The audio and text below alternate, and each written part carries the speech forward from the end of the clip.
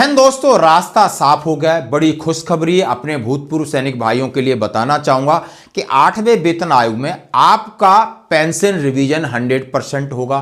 फायदा भी होगा दोस्तों। और उसके बाद 8वें वेतन आयोग के साथ साथ आपको OROP 4 1 जुलाई 2029 से भी लागू है। तो बिल्कुल दोनों हाथों में लड्डू, ये बात कंफर्म हो गई। बहुत सारा संशय था, इसलिए हम इस चैनल के ऊपर आपके सामने ये वीडियो लाना चाहते हैं कि जो भी सिपाही हैं, सिपाही से सूबेदार मेजर, ऑनरी लेफ्टिनेंट, कैप्टन, इस बात से निश्चिंत हो जाएं कि आपका फायदा नहीं होगा, फायदा 100% होगा।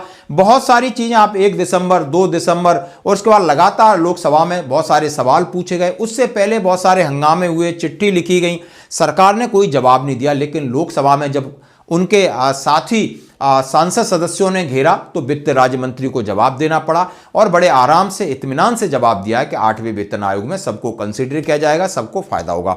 यदि मैं आर्मी के पॉइंट ऑफ व्यू से देखूं, एक्स सर्विसमैन के पॉइंट ऑफ व्यू से देखूं, तो मैं जानना आज इसके बारे में डिस्कस करेंगे आखिर कितना फिटमेंट फैक्टर हो सकता है। जैसे कि JP मॉर्गन की रिपोर्ट, बड़े बड़े लोग कह रहे हैं कि इस बार फिटमेंट फैक्टर कुछ ज्यादा देगी ना सरकार, तो उसको एक आर्थिक गति मिलेगी, यानी उसका बाजार बढ़ेगा, उसके पास पैसा घूम के आएगा।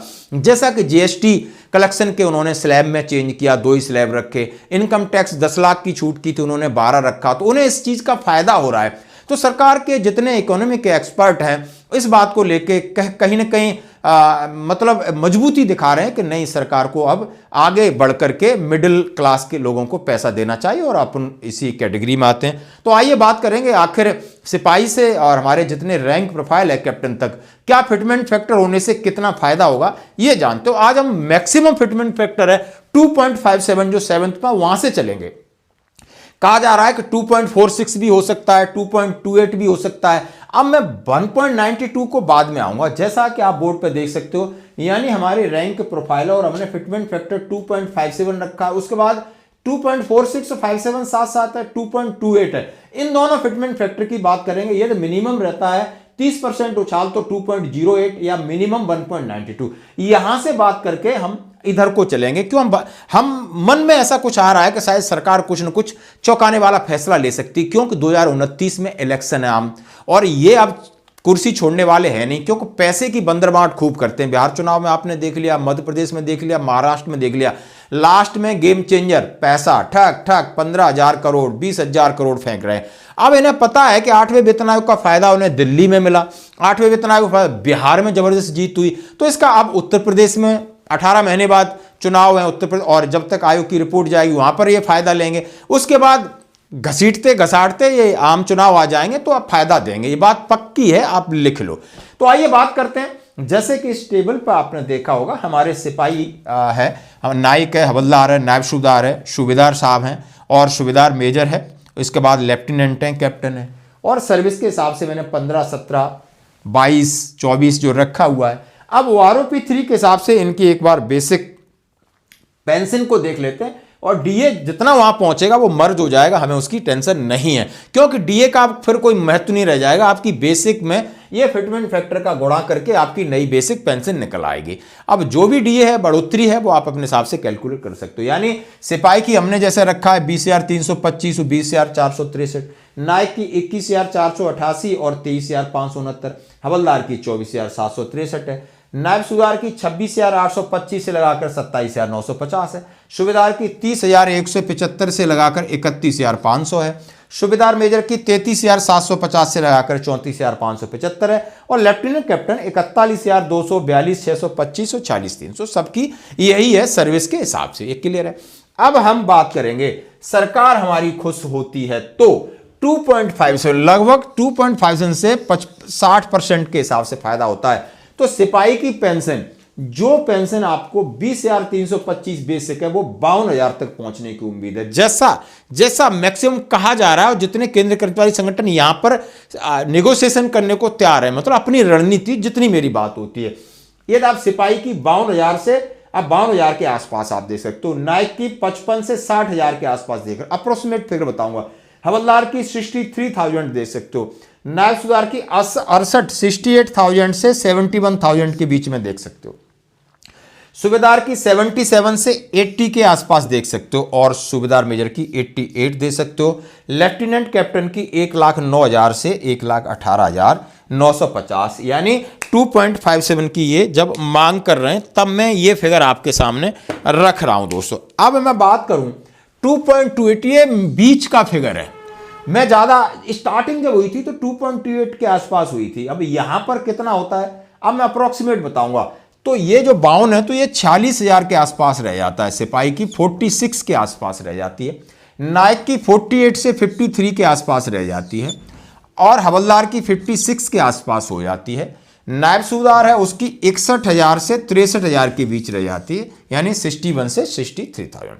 सूबेदार की 68 से 71 के बीच में जा रही है 2.28 फिटमेंट फैक्टर और 40% उछाल के साथ लगभग। फिर सूबेदार मेजर की 76 और 78 के आसपास है जो पूरी इसमें आप फायदा कितना होगा तो आप डीए उसको अपना मर्ज कर लोगे पता चल जाएगा। कैप्टन और लेफ्टिनेंट 93,000 से लगाकर 1,05,000 के पास जाने वाली जबकि फिटमेंट फैक्टर 2.28 है। बहुत बड़ी ब्रह्मास्त्र नहीं जा सकता है अंदर से आत्मा कह रही जा सकता है क्योंकि जिस तरीके से सरकार खेल खेलती है सरकार का देने का तरीका है वो अपने आकलन उसने अपनी पूरी तैयारी कर ली है। पूरा ड्राफ्ट बन चुका है पीएमओ में बैठ के अब जो फॉर्मेलिटी चल रही है आप ये समझ लो। तो लगभग इस फिटमेंट फैक्टर के आसपास तो इससे ज्यादा की लोग बात कर रहे हैं तो हमें इस पर रुक गए आके यानी हमारा सिपाही 46 से जाकर 1,05,000 तक ऑनरी कैप्टन की जा रही है यानी 46, 48, 56, 61, 68, 76 ये जो आपके रैंक के हिसाब से सिपाही नायक हवलदार नायब सूबेदार सूबेदार मेजर लेफ्टिनेंट और कैप्टन। अब मैं मिनिमम पे 30% उछाल पर आता हूं तो फिटमेंट फैक्टर आपका 2.08 बनता है। अब 2.08 से यानी पहले बाउंड था 2.57 से फिर 46 आया 42 पे हम आ जाते हैं यानी मरा धड़ा 42 के आसपास सिपाही की पेंशन बनती है। नायक की 44 से 49 के बीच में बनती है। हवलदार की 51 बन जाती है। नायब सूबेदार की 55 से 58 के आसपास बन जाती है।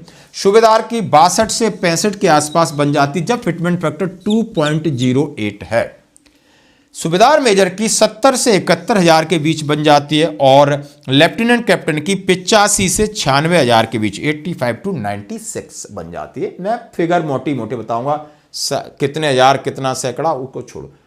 अब मैं बात करूंगा फिटमेंट फैक्टर 1.92 यानी 20% बढ़ोतरी को लेके चलता हूं तो यह हाल देखने को मिलता है कि जो 52 से 46 से 42 फिर 39 पे आके टिकती है मिनिमम 39,000 सिपाही की। नायक की 41 से 45,000, हवलदार की 47,000, नायब सूबेदार की 51 से 53,000 और सूबेदार की 57 से 60,000 और सूबेदार मेजर की 64 से 66,000।